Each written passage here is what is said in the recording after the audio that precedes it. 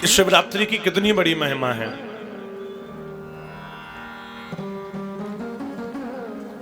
एक जगह पर एक भील परिवार के सहित रहा करता था, पूरा परिवार रहता था।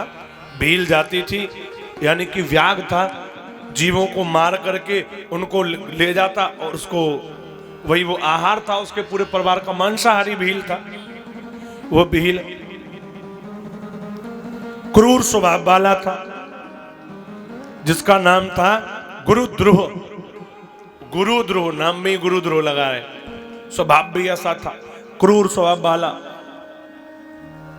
दिन में जाता तो जाकर के वो जानवरों को मारता था और रात्रि में चोरी किया करता था, चोरी करता वो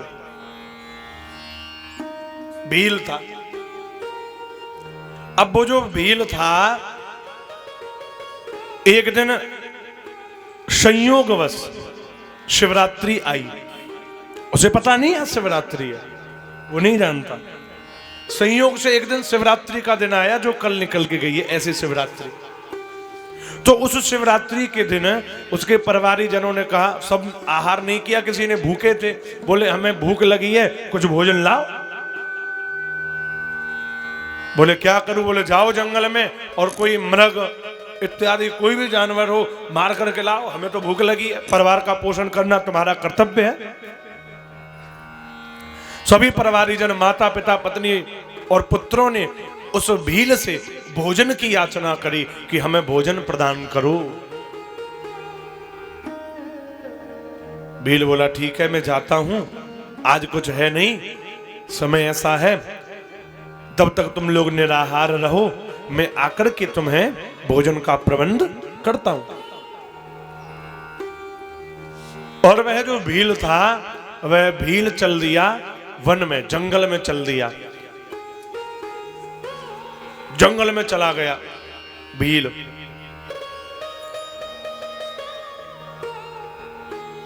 सुबह से लेकर शाम तक जंगल में घूमता रहा, लेकिन उसे कोई भी जानवर नहीं मिला।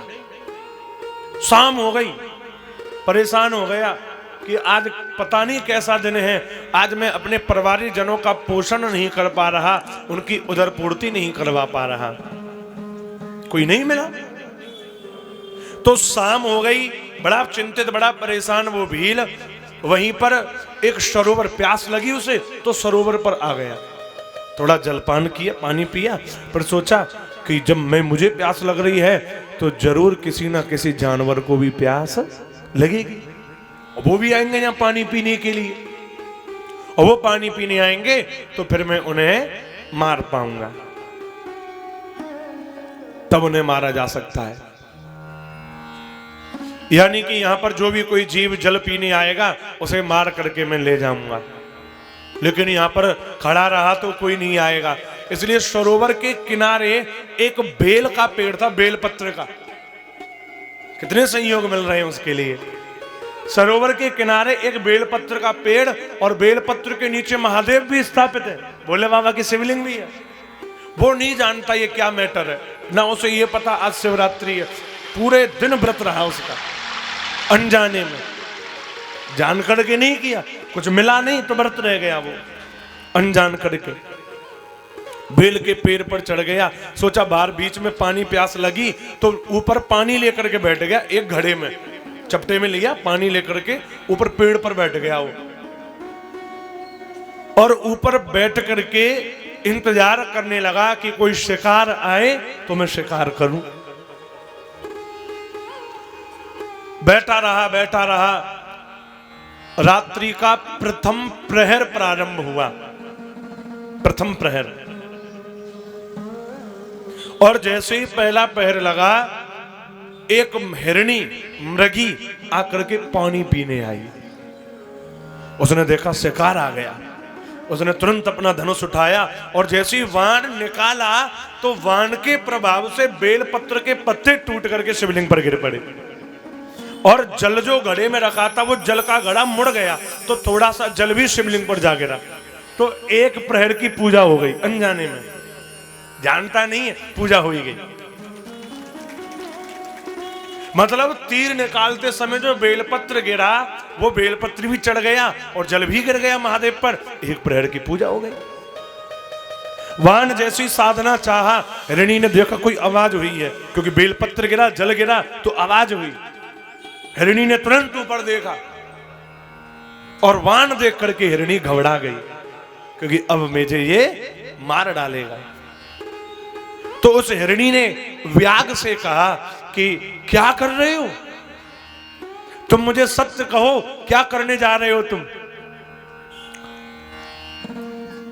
वह बोला मैं तुम्हें मारने जा रहा हूं, ये वाण मैंने तुम्हें मारने के लिए उठाया है। तो वह मृगी बोली तुम मुझे क्यों मारना चाहते हो, क्या कारण है, मैंने तो तुम्हारा कुछ नहीं बिगाड़ा, तुम मुझे क्यों मारना चाहते हो। वो बोला तुमने मेरा कुछ नहीं बिगाड़ा, लेकिन मेरे परिवारी जन इंतजार कर रहे हैं, उन्हें भूख लग रही है, उनकी भूख को तृप्त करने के लिए मुझे तुम्हें मारना पड़ेगा। तो उस हिरणी ने बड़ी सुंदर बात कही। वो हिरणी बोली कि हे व्याग, मैं कितनी धन्य हूं जो मेरे मरने पर मेरे उस मांस से तुम अपने पूरे परिवारी जनों का पोषण करोगे। और ये बड़ी अच्छी बात है, तुम्हें मेरे मरने पर अगर सुख होता है तो मेरा वह पुण्य होगा, क्योंकि दूसरों का उपकार करने से जो पुण्य प्राप्त होता है वह उसका वर्णन तो व्याग 100 जन्मों में भी नहीं किया जा सकता। मेरे मरने पर तुम्हारा उपकार होगा तो तुम मुझे मार सकते हो, लेकिन व्याग बोला लेकिन क्या, मैं तो मारूंगा। बोले लेकिन हे व्याग, मेरे घर पर मेरे बच्चे हैं, मैं बच्चों को अपने पति और अपनी बहन के सुपुर्द करके आऊं, फिर तुम मुझे मार देना।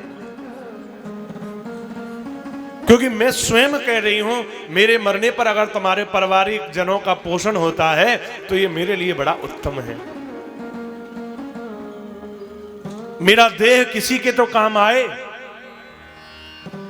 व्याग बोला मैं कैसे चले जाने दूं तुझे, बड़ी मुश्किल से तो तू आई है, सुबह से शाम हो गई तेरे चक्कर में, तब जाकर के तू नजर पड़ी है और तू भी चली गई, तो तेरी क्या गारंटी है तू आएगी कि नहीं आएगी। तो उस हिरणी ने कहा कि अगर तुम्हें विश्वास नहीं हो तो हे व्याग, जो पाप एक ब्राह्मण को वेद बेचने पर लगता है, अगर ब्राह्मण बेचे वेद को बेचता है तो उसे घोर पाप लगता है।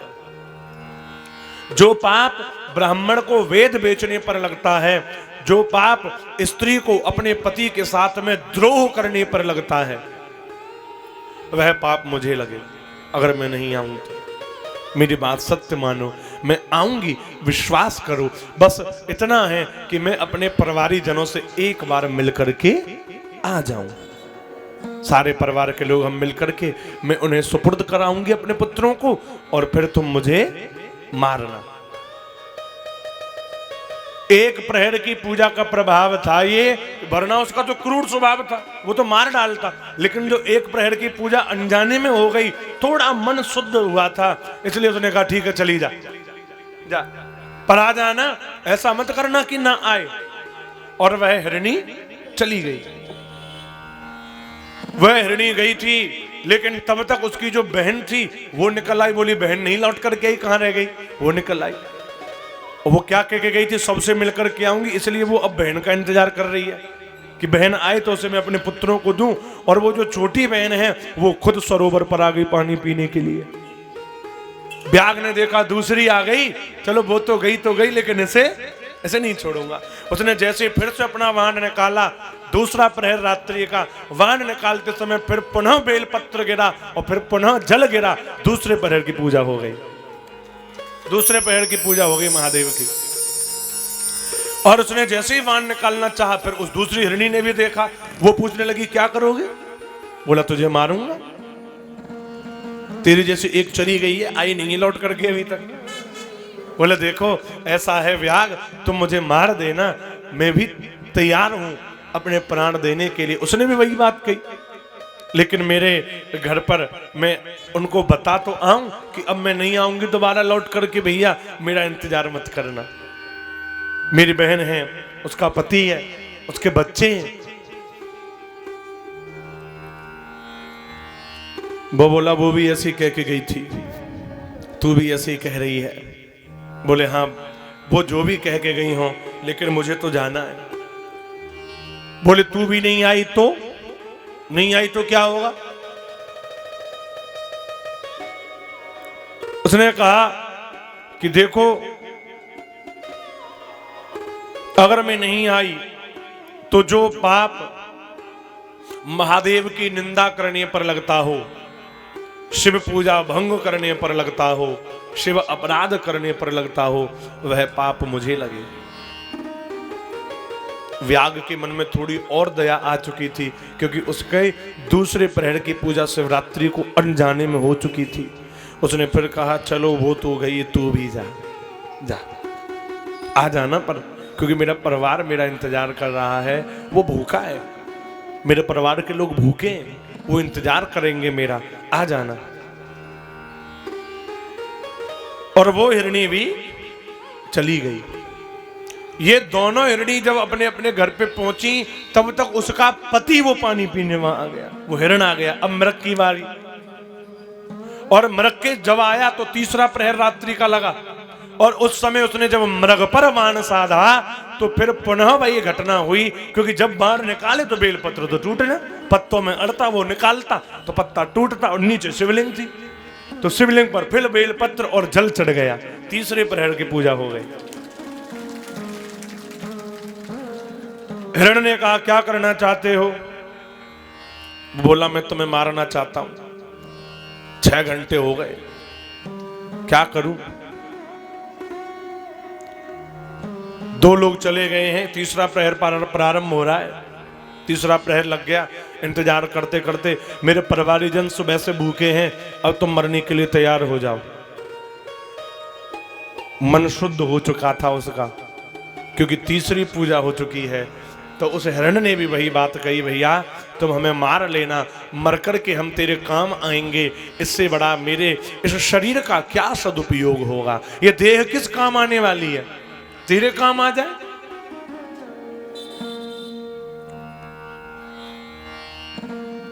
तेरे काम अगर मेरी देह आती है तो ये तो मेरे लिए सौभाग्य की बात होगी,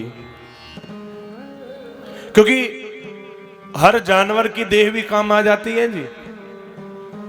हाथी के दांत के खिलौना बने भांत भांत, हाथी के दांत के खिलौने बन जाते हैं। सबकी खाल काम आ जाती है।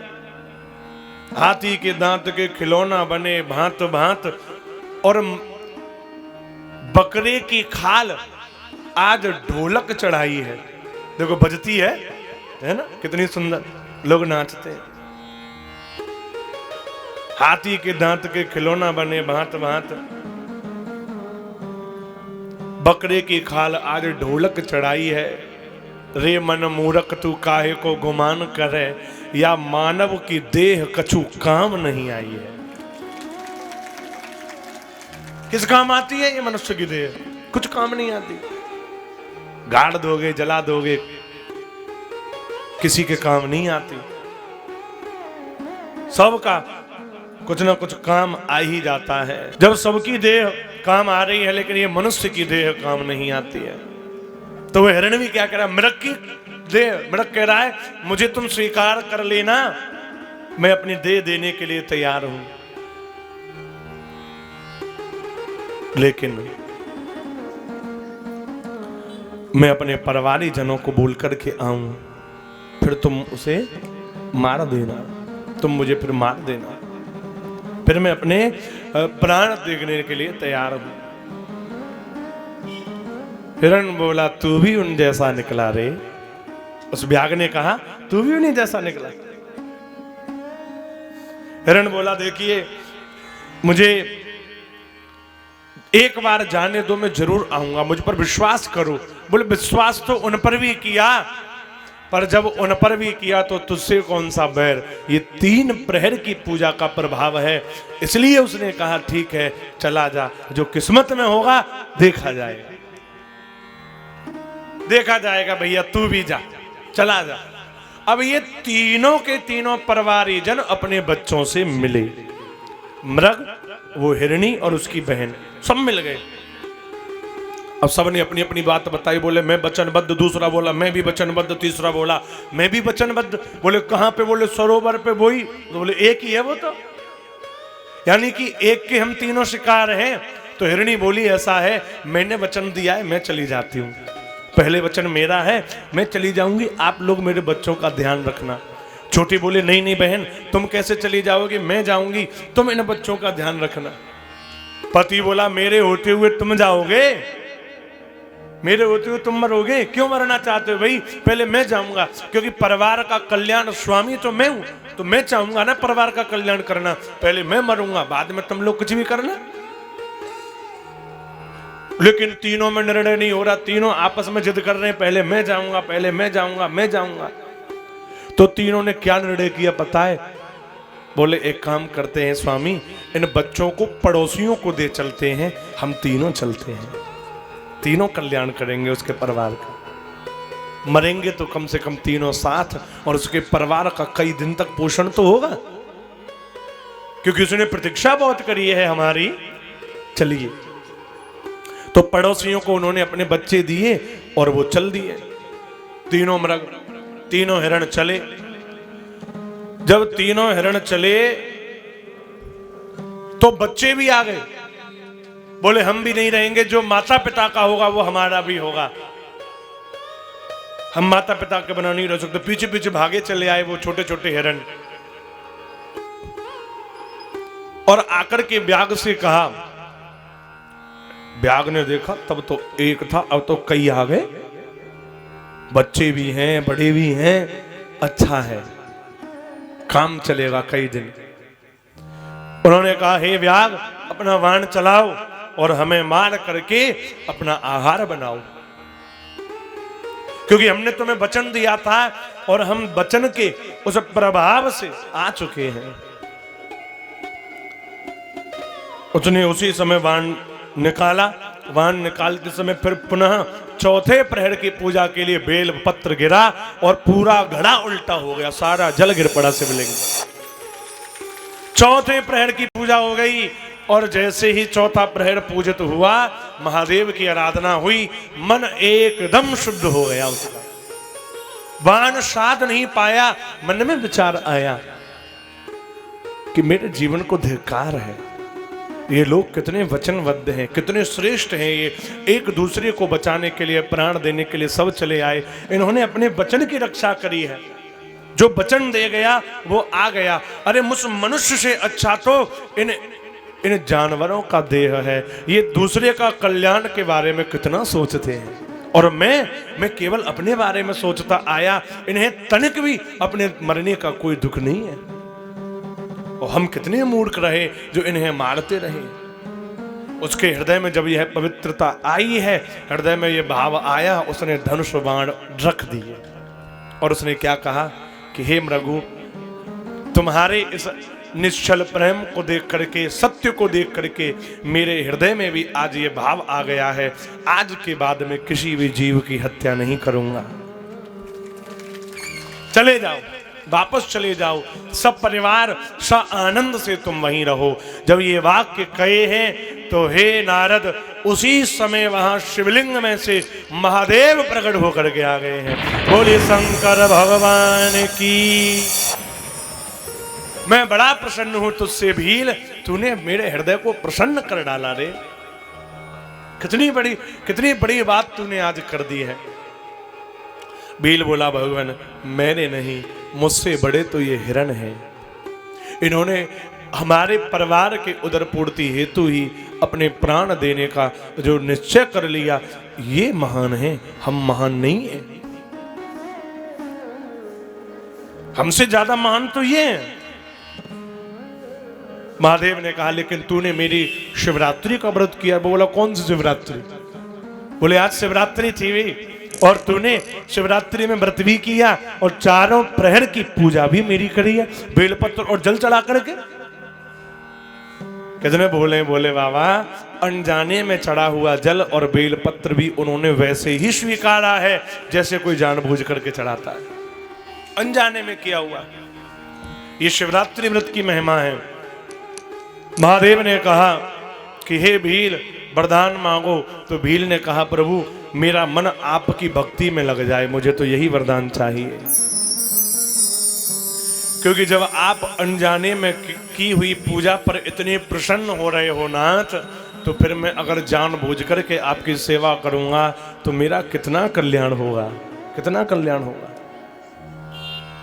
महादेव ने उसे वरदान दिया, कहा तुम्हें अभीष्ट वर हम प्रदान करते हैं, और हाँ चिंता मत करो, तुम्हारा अगला जन्म, इस जन्म में तो तुम साधारण भील हो, अगले जन्म में तुम जब भील जाति में उत्पन्न होंगे तो अगले जन्म में तुम राजा बनोगे। कहाँ के राजा? श्रृंगवेरपुर के। और भगवान स्वयं श्री नारायण जब राम अवतार लेकर के आएंगे तो वो तुम्हारे परम सखा होंगे, और वही भील त्रेता में निषाद राज गोह बन करके आया था। ये उस भील के पूर्व जन्म की कथा है। जो निषाद राज आए थे ना, जिन्हें भगवान ने हृदय से लगाया, प्रभु राम ने, महादेव के आशीर्वाद से वो बना निषाद राज गुह। महादेव ने कहा तुम श्रृंगवेरपुर के राजा बनोगे। अब तो ये होती है शिव नाम की और शिवरात्रि की महिमा। अनजाने में किया हुआ व्रत भी महापुण्यदायी होता है, महादेव का व्रत।